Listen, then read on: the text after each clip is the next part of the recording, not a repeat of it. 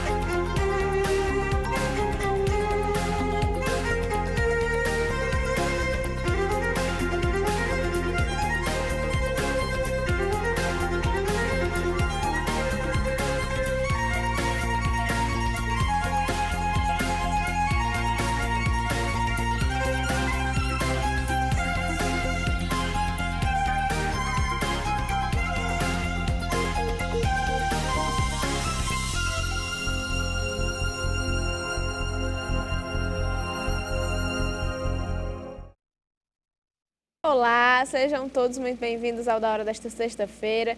Sou Érica Prado, já estou aqui com Rochelle Roldão e de volta Gabriel Viana. Tava aí doente, né, Gabriel? Está melhor? Como é que você tá? Estou bem, graças a Deus, muito feliz em estar de volta. Falta, Gabriel. Fez falta aqui, a gente falou de Copa do Mundo, desenrolamos sem o Gabriel, viu? Foi um desafio, Érica. Foi difícil, viu, Gabriel Viana? Difícil foi aguentar a eliminação, né, da nossa Era seleção. isso que eu ia lhe perguntar. Você passou a semana aqui sem participar do Da Hora. O que é que você tem a dizer sobre a eliminação, os jogos que passaram, a vitória do Marrocos para Portugal, né, que foi uma coisa bem emblemática, bem... É complicado. Como eu falava aqui para vocês, e vocês também falavam, o Brasil era sim favorito, assim como França e Argentina. Eu falava que eram as três forças aí nessa Copa do Mundo, antes mesmo da Copa começar, mas que numa Copa do Mundo, mata-mata, tudo pode acontecer e nem sempre a melhor seleção vence. Ainda acho que a melhor seleção era a brasileira, mas não se pode cometer os erros que a gente cometeu ali naquele jogo contra a Croácia.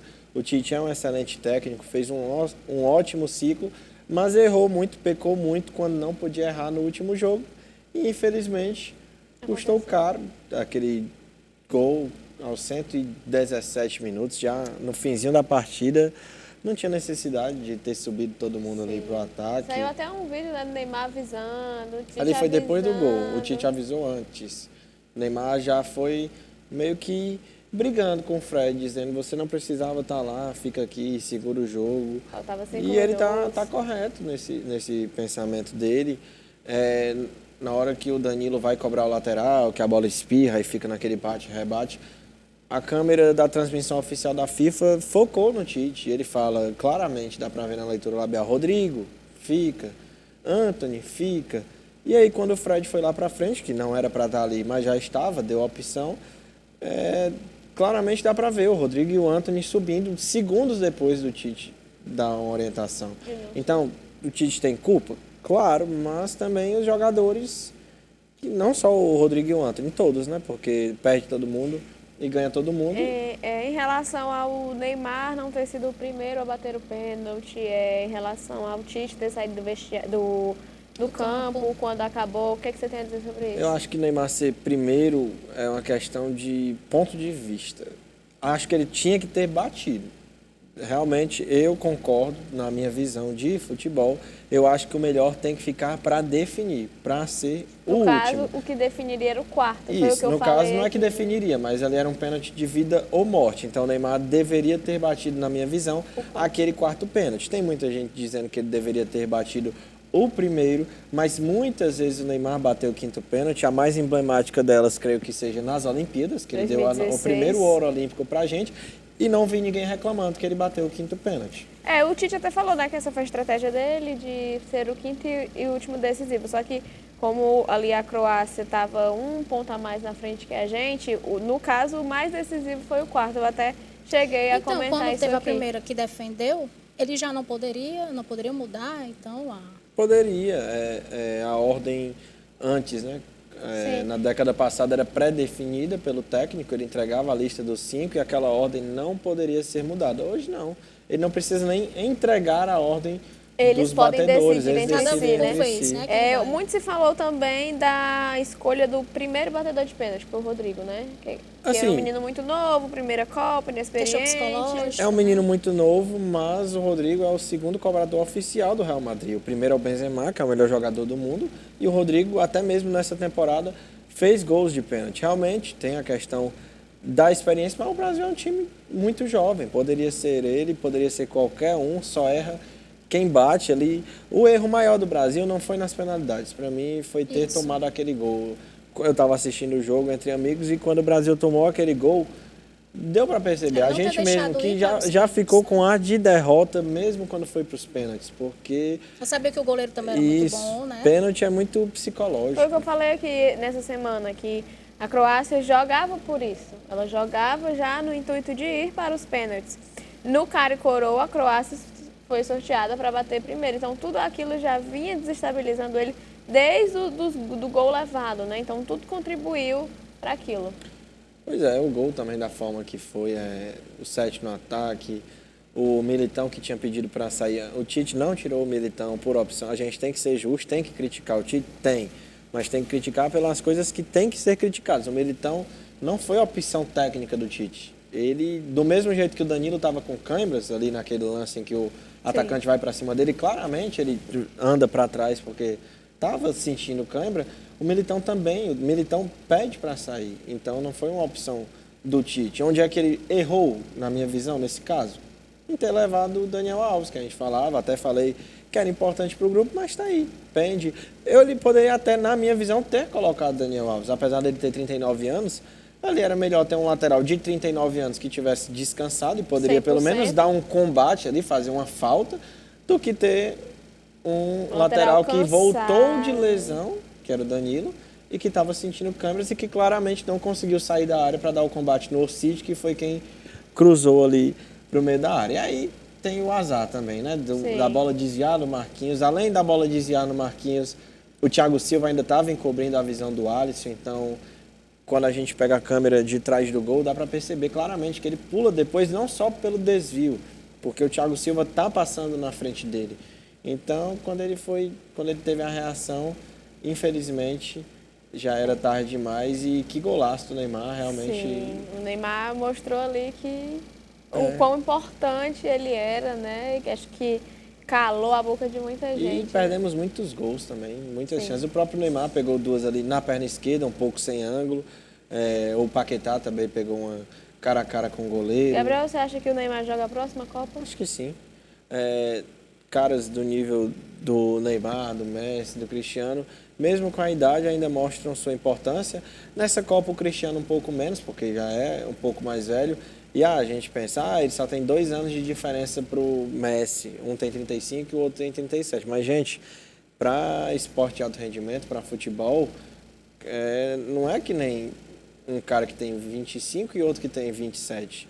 A diferença de 2 anos, depois que passa da casa dos 30 anos, é gritante. Sim. E mesmo assim, o Cristiano Ronaldo, quando entrou, foi bem.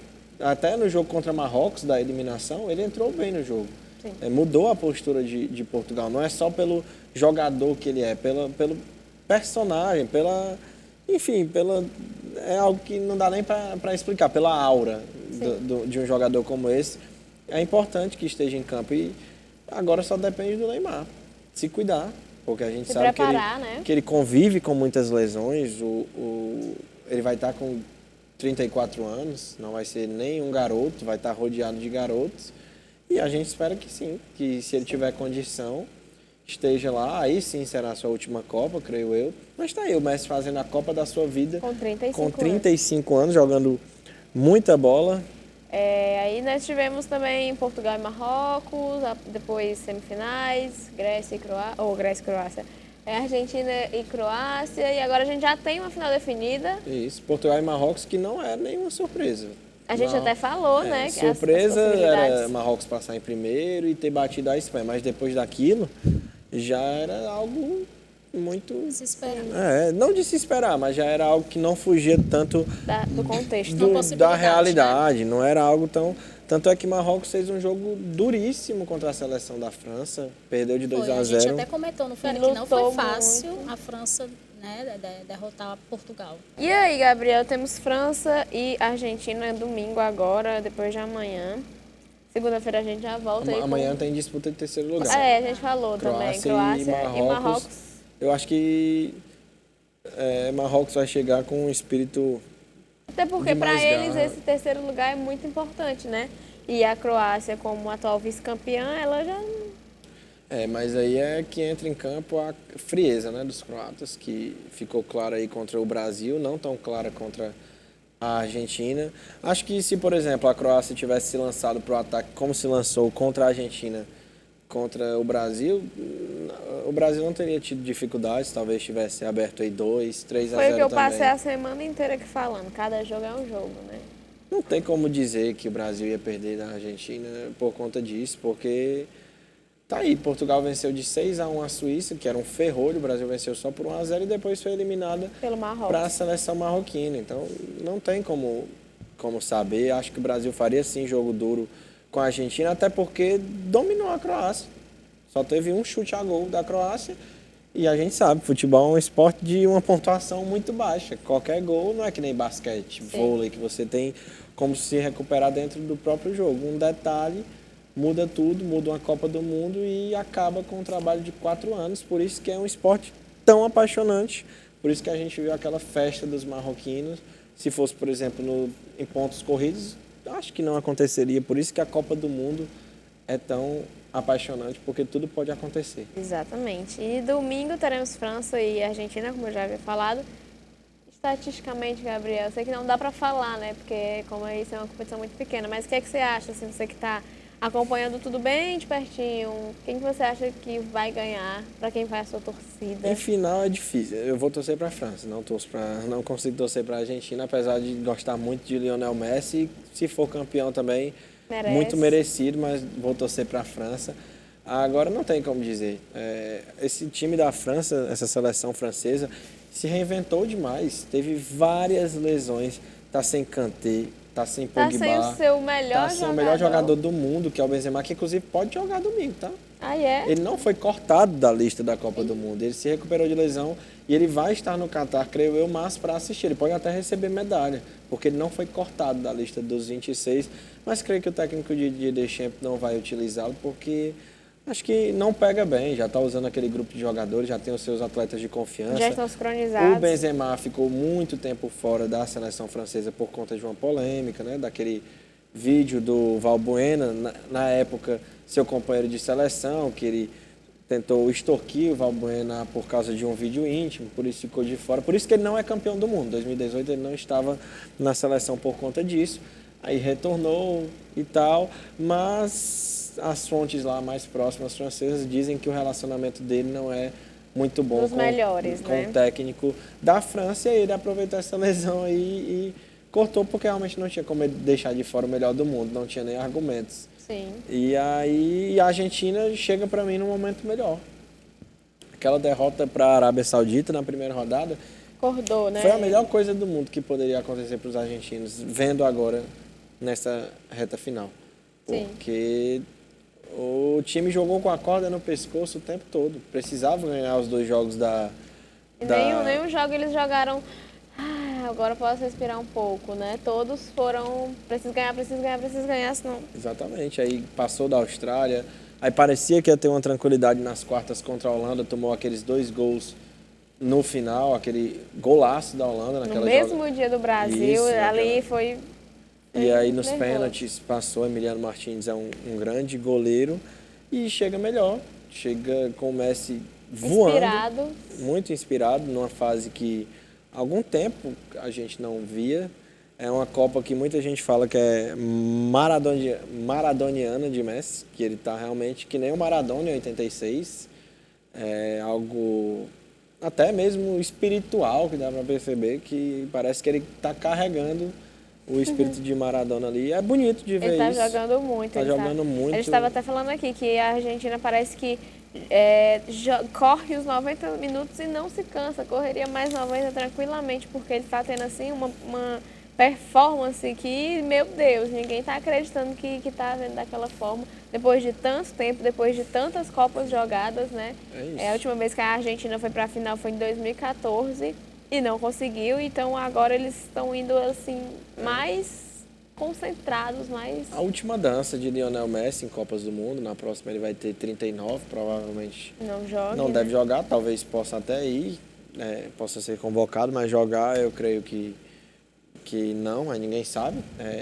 Lionel Messi, um dos maiores nomes da história do futebol, mas bacana ver como a França se reconstruiu dentro dessa Copa do Mundo, perdeu jogadores dentro da Copa também, o Nkunku, o Benzema, que foi dentro da Copa também, perdeu o lateral esquerdo, que é zagueiro, mas joga de lateral esquerdo, o Lucas Hernandes, aí o seu irmão, o Theo Hernandes, que também é lateral esquerdo, entrou na vaga, está jogando muito bem, é um dos destaques da competição. Incrível como o Griezmann nasceu para jogar essa competição, se reinventa, ele que era um centroavante, ele era um ponta, depois virou centroavante, está jogando quase de volante na seleção francesa, faz de tudo. Para mim, é o melhor jogador da França nessa Copa, não é o Mbappé, apesar dos 4 gols, dos 5 gols, aliás, e o Giroud ter 4.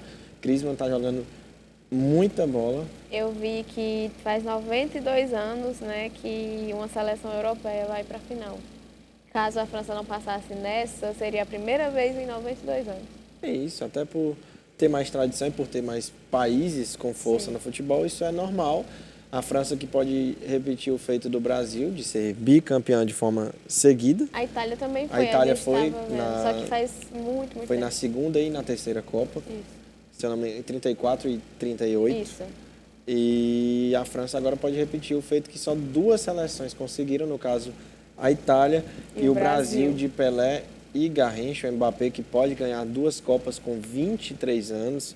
Realmente algo fantástico. E o Messi que pode ganhar a sua primeira Copa. A gente só tem uma certeza. No domingo a gente vai ter uma nova seleção tricampeã. Exatamente. Do mundo. As 2 são bicampeãs. Expectativa aí para um Jogão. Jogo muito truncado. É difícil que a gente jogo tenha que eles acho que vão dar de tudo, né? Alma, com certeza. sangue, tudo que tiverem ali é muito importante para as 2 seleções. Infelizmente não deu pra gente, mas 2026 tá bem aí, né? 2026, inclusive, completa 24 anos novamente sem título. Também do nos Brasil. Estados Unidos, para quem é supersticioso, né? A última vez que o Brasil ficou tanto tempo sem ganhar uma Copa do Mundo foi nesse período de 70 A 94. até 94, com algumas grandes decepções nesse caminho também. A seleção de 82, que para muitos é a melhor seleção da história das Copas, não só do Brasil, de todas as seleções, com Zico, Sócrates, Júnior, muita gente boa e que não venceu, perdeu para a Itália de Paulo Rossi. A de 86 também, que bateu ali na trave contra a França de Michel Platini. Em 90 a gente foi eliminado pela própria Argentina nas oitavas, um jogo muito polêmico. Alguns jogadores argentinos disseram, porque é muito comum no futebol, é cultural, um time chegar com as garrafinhas de água ali na hora do atendimento e o jogador rival pegar a água e tomar. E do outro time? Isso. E alguns jogadores argentinos em entrevistas, anos após aí essa vitória da Argentina nas oitavas sobre o Brasil, gol do Canidia, passe do Maradona, insinuaram que a água que eles deram para os brasileiros poderia estar batizada. O Branco, lateral esquerdo, inclusive campeão do mundo em 94, falou que se sentiu mal durante aquela partida, sem explicação. Enfim, né? A Argentina venceu e aí em 94, nos Estados Unidos, 24 anos depois, a gente foi campeão com o Romário jogando muito bem. E agora a gente vai ficar novamente 24 anos sem levantar o maior troféu de futebol do planeta. É interessante você falar disso, dessa questão da água, porque muitos anos atrás não tinha essa tecnologia, internet, Instagram, tudo era possível, onde você pode ver tudo. Então, muitas coisas aconteciam que a gente não tem nem noção. Muito se fala também que a de 98 foi comprada, ninguém sabe, né? Então, assim, aí tem essa questão da água. Então, acho que muitas coisas aconteceram, a gente não sabe, né? Essa de 98 é porque a seleção não estava pronta para jogar sem o Ronaldo Fenômeno e sentiu muito aquele episódio pré-final, final, em que ele né, teve inclusive? em que ele teve a convulsão, a seleção sentiu, estava com o emocional extremamente abalado e a França jogando em casa, passando por uma crise política, colocou tudo ali naquele jogo e deu no que deu, 3-0. Depois a gente conquistou, 4 anos depois, o título lá no Japão e na Coreia. Caso a gente tivesse ganho esse de 98, seriam 3 Copas seguidas, né? Seria assim um marco histórico Marco que histórico, jamais acho que a gente conseguiria nenhuma ver seleção novamente. conseguiu, talvez a França agora chegue forte para ser a primeira a conseguir, porque se vencer agora no domingo, boa parte dessa seleção francesa Vai jogar novamente. vai chegar, não só jogar novamente, mas vai chegar no seu auge físico e técnico, que o pessoal fala que é ali entre os 26 e os 29 anos. A seleção francesa deve chegar no seu auge na Copa de 2026. Mbappé vai ter 28 anos, Tchouaméni vai ter, creio que, 25. Muitos jogadores vão estar nessa faixa de 25, 26, mais maduros futebolisticamente falando, psicologicamente falando. Então, é um problema essa seleção da França. Caso a França ganhe, vai dar mais... Não sei nem a palavra que usar, mas mais assim, ibope para o que o Mbappé fala, né? Que ele fala muito das seleções europeias, que chegam bem mais preparadas e não sei o que, não sei o que, não sei o que. Então isso vai... Mas isso aí ficou meio por terra, porque teve seleção europeia que ficou na fase de grupos, para a seleção sul-americana, para a seleção africana. Marrocos eliminou Portugal e Espanha. Então, a Argentina passou de vários europeus no seu grupo, no mata-mata contra a Holanda, no mata-mata contra a Croácia. Então, realmente mostra que o futebol está globalizado e não está só focado ali, centralizado no continente europeu. Perfeito. Antes da gente ir para o intervalo, Rochelle, o que se comemora hoje? Bem, nesta sexta-feira, dia 16 de dezembro, é comemorado o Dia do Reservista. Esse também é o dia do nascimento de Olavo Bilac, poeta brasileiro, parnasiano e patrono do serviço militar, que escreveu a letra do hino à bandeira. Olavo Bilac nasceu em 1865 e ficou conhecido pelo seu patriotismo, tal como dá mostras à letra do hino que compôs. E é comemorado também o Dia do Teatro Amador. É isso, dia 16 de dezembro é comemorado o Dia do Reservista em homenagem ao nascimento de Olavo Bilac, né, que foi um grande defensor da nossa pátria, um grande patriota. E é isso. Agora a gente vai para um rápido intervalo. Na volta a gente vai entrar em outros assuntos.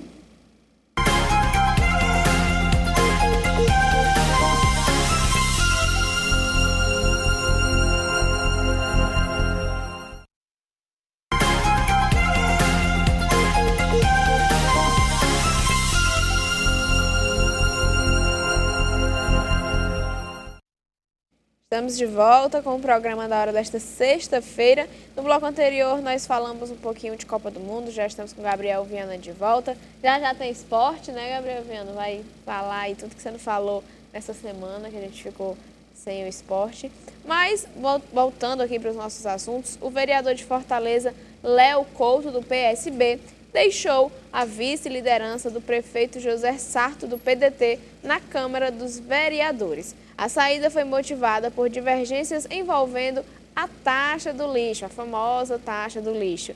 Em discurso na última quinta-feira, o vereador afirmou que não há o mínimo clima para permanecer no cargo. Ele acha completamente sem sentido permanecer na vice-liderança do governo. O presidente do PSB em Fortaleza tem se posicionado contra a cobrança da taxa e usou as redes sociais para mobilizar a população a respeito do assunto. O vereador postou na última quarta-feira um vídeo no qual reafirma sua posição e traz informações sobre a proposta. O conteúdo repercutiu e foi citado na fala do político. Abre aspas, ele disse: "Eu gostaria de falar aqui, mandar um recado, digamos assim, eu não vou ceder à pressão." Palavras do vereador. A taxa do lixo a gente passou aqui a semana inteira falando, né? Rochelle, Gabriel, não sei se você estava acompanhando, mas aí tá tendo aquela cobrança da taxa do lixo e muitos vereadores estão se opondo. Não... Até mesmo antes da minha pausa aqui, a gente estava falando, né, desse assunto. E aí a gente estava atualizando o pessoal que essa semana teve a votação, os vereadores, a grande maioria, se opuseram. E também teve muitas manifestações de bairros, comunidades, então tá uma confusão muito grande, né, Rochelle? E aí o que a gente ainda tem? Bem, vou falar dessa lei, que é a lei número 14.026, que foi sancionada em julho de 2020 e estabelece o marco legal do saneamento básico no país, com o objetivo de permitir aos municípios dar maior eficiência à prestação do serviço de coleta de lixo, limpeza pública e manejo dos resíduos sólidos. Porém, ela serve para municípios que não conseguem se manter sozinhos, que não é o caso da capital de Fortaleza. Da capital Fortaleza, no Ceará. A votação da taxa do lixo passou pela Comissão de Constituição e Justiça, que é a CCJ, e agora vai para o plenário. Ciro Gomes tenta articular com os vereadores para conseguir a quantidade de números de votos necessários e, caso não atinja, a Prefeitura vai tentar mudar o projeto de lei até o dia 24, não podendo passar desta data e, por isso, a urgência em aprovar. De 43 vereadores, a Prefeitura precisa do voto da maioria, ou seja, de 23 votos. A oposição tem 26. Se a votação entrasse em pauta hoje, seria derrubada por não ter essa quantidade de voto necessário. Ela segue adiada para terça-feira. Então, nós temos aí adiada pela terceira vez a votação. Porque já passou pela CCJ, que é a Comissão dos Vereadores, e agora vai para o plenário, que são com os 43 vereadores. Porque não está tendo a quantidade que tem que ter de votos para poder ser aprovado. Os vereadores estão se opondo e eles precisam dessa quantidade, né? Nesse ritmo aí, já acho que tem recesso, né, na Câmara. Por isso, até dia 24. Eu acho que vai ficar só para o ano que vem, tá, gente? Nesse ritmo que está acontecendo. Nenhum dos lados estão querendo ceder, nem o lado da oposição, nem o que quer implementar a taxa do lixo. Então, acho que a gente ainda vai ter muitas batalhas até chegar ao final agora dessa o Ciro Gomes decisão, tentando articular, Ciro Gomes com os vereadores. Agora entrou na articulação inteira aí, mas não vai ser fácil, viu? Não vai ser fácil e também não concordo com a taxa do lixo. Tá até falando aqui, Gabriel, que cobrar a taxa do lixo na teoria era muito bom, porque melhorias para a cidade, não sei o quê, mas é a mesma coisa de cobrar o IPVA e a cidade viver cheia de buraco.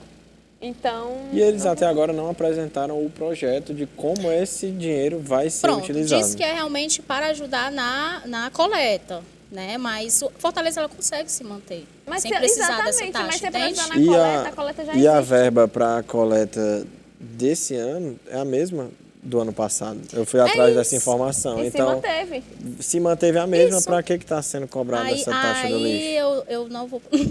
Agora, que bom... Essa parte eu não vou poder... Que bom que os vereadores estão se opondo, não estão cedendo, estão votando a favor da população, porque eu não vejo ninguém querendo, ninguém assim... que mora na sua casa, cidadão, em comunidades, bairros carentes, eu não vejo ninguém querendo essa taxa. Então, que bom que os vereadores estão seguindo toda essa linha de defender o que a população quer. E o que a gente espera é que, em caso de uma não aprovação dessa taxa, que o serviço não perca a sua qualidade, tá? Porque eles podem utilizar isso como desculpa, mas que não é correta. Sim, é verdade. Então é isso, a gente vai trazendo aqui, né, Rochelle? Sim, a gente vai atualizando. A terça-feira a gente traz mais atualizações. E aí, não saberemos, né, porque sábado já é Natal, então já começa aí só no ano que vem, né, porque eles fecham a semana inteira, já para emendar com o Réveillon, né, então possivelmente ou não teremos uma resposta essa semana de agora. E mudando um pouquinho de assunto, a Ponte dos Ingleses está interditada desde janeiro de 2018. Confira. A Ponte dos Ingleses está interditada desde janeiro de 2018. Quem passa pelos arredores da obra, na praia de Iracema, em Fortaleza, pode constatar que a atual estrutura ainda está muito distante de ser o equipamento apresentado em seu projeto. Apesar de uma grande placa do governo do estado, no local, sinalizar a reforma da Ponte dos Ingleses, segundo Superintendência de Obras Públicas, a SOP, as intervenções realizadas no equipamento ainda não são de responsabilidade do estado, mas da Prefeitura de Fortaleza. Em julho deste ano a SOP anunciou o rompimento com a construtora responsável, o motivo foi o descumprimento de cláusulas contratuais. E falando um pouquinho do vencimento da CNH, os condutores com carteira nacional de habilitação expedida no Ceará e vencida em dezembro de 2021 devem realizar a renovação do documento até o dia 30 de dezembro. A orientação é do Departamento Estadual de Trânsito do Ceará. O órgão também informa que os condutores que forem abordados por um agente de trânsito até o próximo dia 31 e não estiverem com a CNH expedida no Ceará e vencida em dezembro de 2021, não sofrerão penalidade. Os condutores com CNHs vencidas a partir deste ano devem respeitar e cumprir o prazo normal de 30 dias para o procedimento de renovação, sem o prejuízo ao condutor. Michele, o que temos agora? Vamos falar agora que os semáforos de Fortaleza terão investimento de 33 milhões para modernização. Trânsito caótico, carros e motos se desentendendo, ônibus fechando o cruzamento. Semáforos apagados por dias. Em dia de sol ou chuva, o cenário se tornou comum em Fortaleza e alvo de queixas por parte dos condutores. Na tentativa de solucionar os transtornos, a Prefeitura pretende modernizar e ampliar a rede de semáforos, que conta hoje com 1.061 equipamentos. Do total, quase metade não é inteligente, ou seja, não tem os problemas identificados em tempo real. Na tentativa de solucionar os transtornos, a Prefeitura pretende modernizar e ampliar a rede de semáforos, que conta hoje com 1.061 equipamentos. Do total, quase metade não é inteligente, ou seja, não tem os problemas identificados em tempo real. Uma das principais causas para os apagões de semáforos em Fortaleza, segundo a AMC, é o furto de cabos, que inutiliza o equipamento. Realmente precisa desse investimento, né? Porque está começando aí a época de chuvosa, as épocas de chuva. Qualquer coisinha aí, como a Rochelle falou, os semáforos queimam e a gente já tem uma cidade muito movimentada. Fica o trânsito da Índia. Muito engarrafada para os semáforos estarem desse jeito, né, Gabriel? Você que é motorista aí. Teve um dia, há um tempo atrás, acho que por volta de um mês, que eu estava vindo aqui para a TV, vindo ali pelo cruzamento da Desembargador Moreira com a Pontes Vieira, e todos aqueles sinais estavam com problema. Eu acho que eu passei uns 45 minutos naquele cruzamento. Um cruzamento que já é engarrafado Por natureza. com o semáforo funcionando, normalmente ele já é engarrafado. Imagine sem funcionar, né? É isso, ele que liga ali tanto a via expressa com a aldeota, quanto a aldeota com a via expressa, então é uma via muito movimentada na nossa cidade. Sim. E não só as vias mais movimentadas, não. Nos bairros, muita gente reclamando. E não só por chuva, não, tá? Tem quadrilhas aí especializadas em furtar cobre, que é o material ali da fiação utilizado, desses né? sinais de trânsito, e que está prejudicando a população, porque muitos sinais ficam sem funcionar e aí tem que fazer a reposição, não é algo tão simples quando ele para por conta da chuva, mas enfim. E quando acontece isso, geralmente botam os agentes, né, os guardinhas ali, só que não tem tanta estrutura pra assim. organizar. Não tem tanta gente para que flua normalmente um trânsito da cidade, né? Então, que bom que vai ter investimento para os semáforos da cidade. Rochelle, o que temos? Atenção, beneficiários do Auxílio Brasil.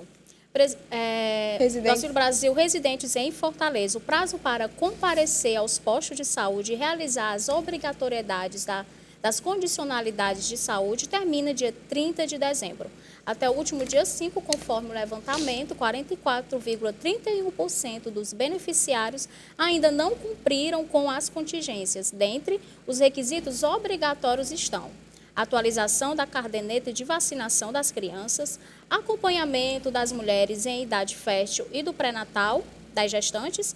Devem comparecer aos postos de saúde as famílias com crianças menores de 7 anos, mulheres em idade fértil, gestantes e lactantes. Os beneficiários devem levar o cartão de acompanhamento, caso possua, número de identificação social, que é o NIS, caderneta de vacinação das crianças e o cartão das gestantes. O cumprimento dos requisitos das condicionalidades de saúde é realizado semestralmente e é necessário para evitar a suspensão do benefício. Cerca de 341 mil pessoas realizam acompanhamento de saúde em Fortaleza. Os 116 postos de saúde funcionam de segunda a sexta-feira, das 7 às 19 horas, e possuem equipes disponíveis para o serviço. E o ex-governador do Ceará e senador eleito, Camilo Santana, do PT, decidiu aceitar o convite feito pelo presidente eleito Lula para assumir o Ministério da Educação, o MEC, a partir do ano que vem. Nos bastidores, Santana havia demonstrado interesse em comandar o Ministério do Desenvolvimento Regional e o nome cotado por Lula para o MEC era o de Isolda Sela, sem partido, ex-PDT, que foi vice de Camilo Santana e é governadora em exercício do Ceará. O próprio Santana defendia o nome dela para o cargo, no entanto, houve resistência do PT por ela não ser filiada à legenda. A solução encontrada foi de nomear Santana como ministro. Então aí já temos mais um ministro definido. Nessa semana a gente falou alguns, né, como o ministro da Fazenda.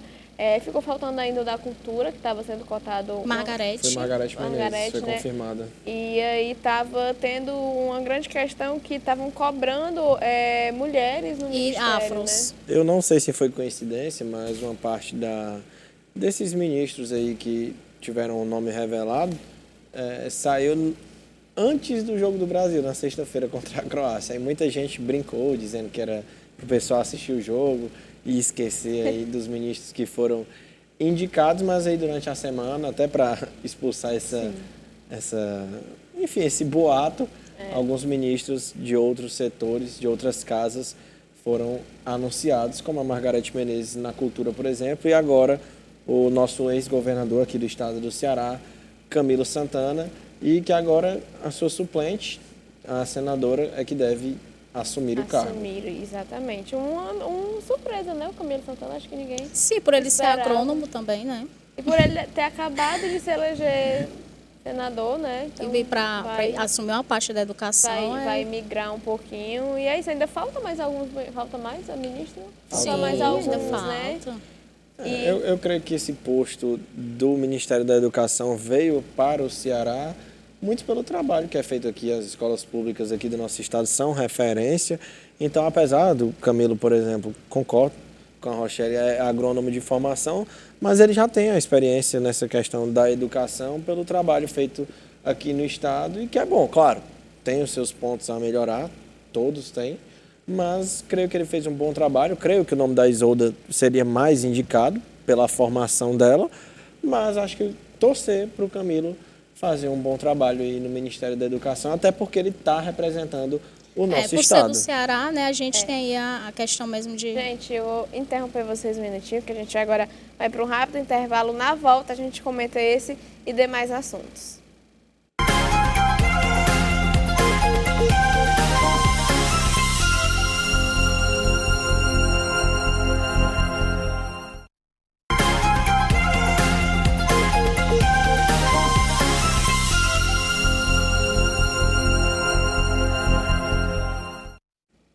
Estamos de volta com o Da Hora desta sexta-feira. No bloco anterior a gente estava falando que mais um nome foi nomeado aí para o Ministério, dessa vez da Educação. Camilo Santana, o senador eleito, foi convocado, né, para assumir o Ministério da Educação, o MEC. Então, portanto, a sua suplente, né, esqueci o nome dela, acho que é Janaína Farias, ela deve assumir Janaína Farias deve assumir o Senado do estado do Ceará. E, falando agora de economia, um levantamento da Confederação Nacional do Comércio indicou que as vendas de final de ano devem aumentar pela primeira vez em 2 anos e alcançar 65 bilhões nesta época, apontando o crescimento de 1,2% na comparação com o ano de 2021. Segundo o economista da CNC, Fábio Bentes, os motivos do incremento é um Natal com uma inflação menor do que a do ano passado e que a do final de 2021.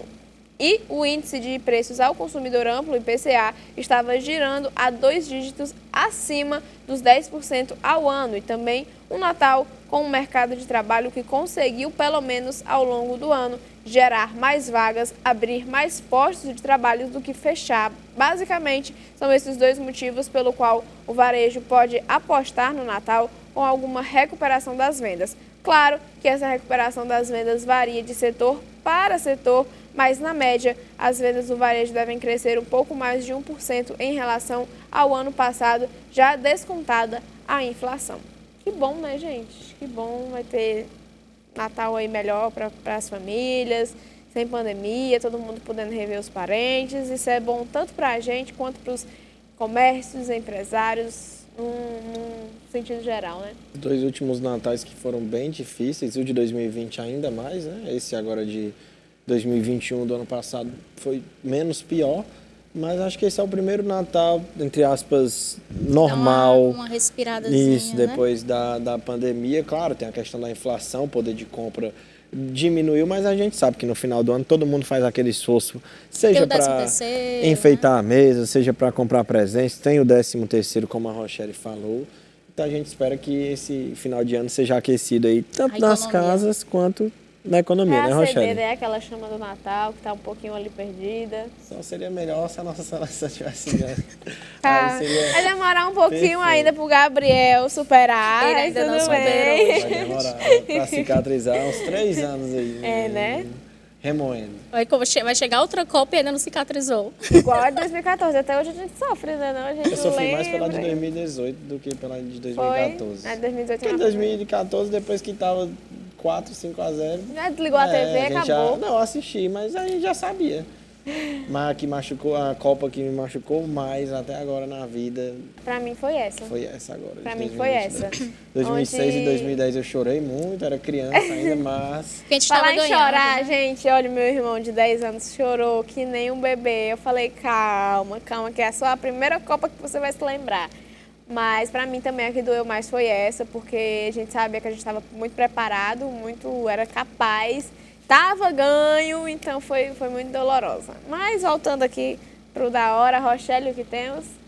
A Comissão de Constituição, Justiça e Cidadania, a CCJ do Senado Federal, aprovou que medidas protetivas de urgência devem ser concedidas a partir do momento da denúncia a qualquer autoridade policial ou a partir de alegações escritas, de acordo com o projeto de lei que agora segue para a Câmara dos Deputados. As medidas protetivas só poderão ser suspensas caso fique comprovada a inexistência de risco à integridade física, sexual, psicológica, patrimonial ou moral da mulher ou eventuais dependentes. Segundo a autora da proposta, a senadora Simone Tebet, do MDB, o objetivo é evitar interpretações diversas de juízes ou policiais que se valem de supostas brechas na Lei Maria da Penha para não conceder a proteção, deixando assim de aplicar a norma.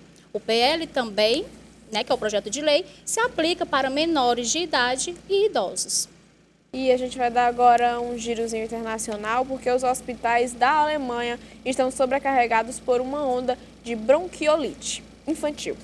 Os hospitais da Alemanha estão sobrecarregados por uma onda de bronquiolite infantil. De acordo com dados do Instituto de Saúde Robert Koch, 9,5 milhões de pessoas sofriam algum tipo de doença respiratória na semana passada, em todas as faixas etárias, em um país de 84 milhões de habitantes. Esse número é muito maior do que o do mesmo período em 2021 e maior que o pico da epidemia de gripe de 2017 a 2018. Passados 2 anos da pandemia do coronavírus, em que o uso generalizado de máscaras protegeu os mais novos da exposição a vírus respiratórios, vários países europeus vivem agora um ressurgimento desta doença. A situação em 2022 é especialmente ruim entre recém-nascidos e crianças expostas pela primeira vez ao vírus sincicial respiratório, VSR, que geralmente causa bronquiolite.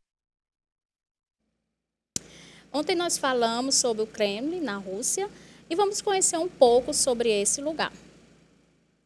O Kremlin é o coração da cidade, além de uma das atrações mais emblemáticas não só de Moscou, mas de toda a Rússia. Trata-se de um lugar histórico único no mundo, declarado Patrimônio da Humanidade.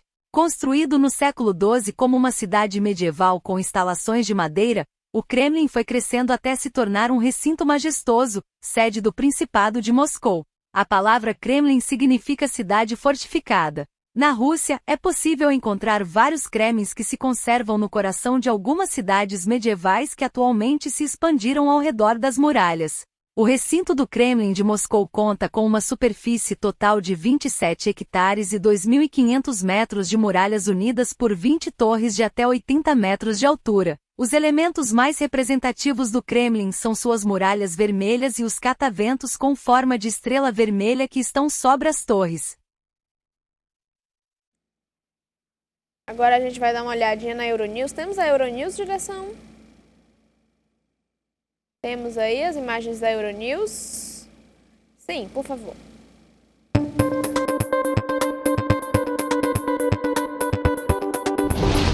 Três cidades ucranianas foram bombardeadas esta sexta-feira pela Rússia. Moscou lançou um ataque de larga escala com mísseis que atingiram alvos em Kiev, Kharkiv e Kryvyi-Rog, no centro do país, onde pelo menos 2 pessoas morreram na sequência das explosões num prédio residencial.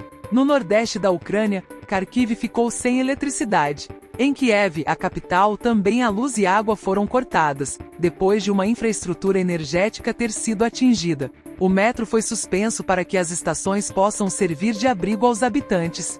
Toda a população está a ser incitada pelas autoridades a procurar um refúgio. Também Kherson permanece às escuras na sequência de um ataque onde morreram 2 pessoas. Bruxelas conseguiu pôr fim ao impasse.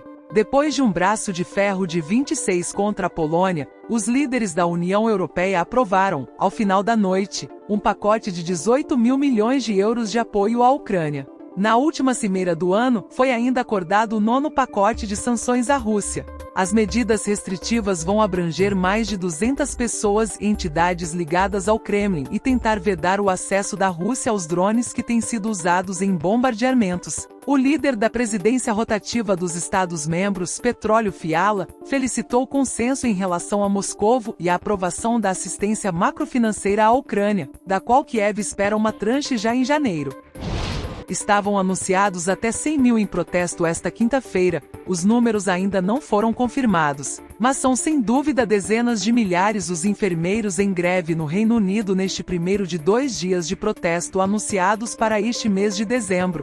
O segundo será terça-feira, 20 de dezembro. É uma paralisação histórica por ser a primeira convocada em 106 anos pelo sindicato de que era patrono o monarca britânico, a Rainha Isabel II. Perante o forte agravamento do custo de vida, a que não será alheio no Reino Unido o Brexit, concretizado em janeiro de 2020, os enfermeiros exigem uma revisão salarial 5% acima da inflação britânica, que atualmente passa dos 10%.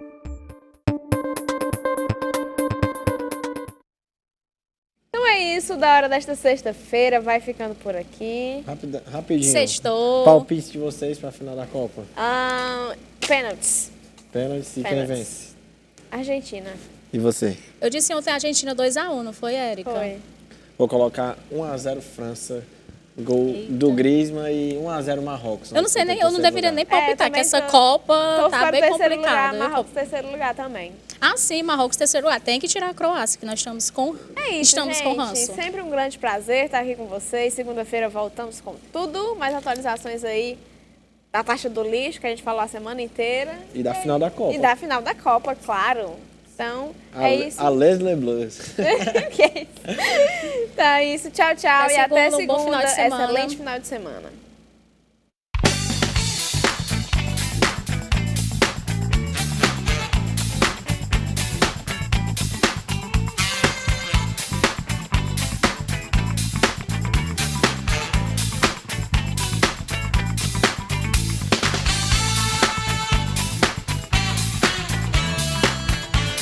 Eu não sou o melhor, mas especialista de boa comida, frigideira do Johnny.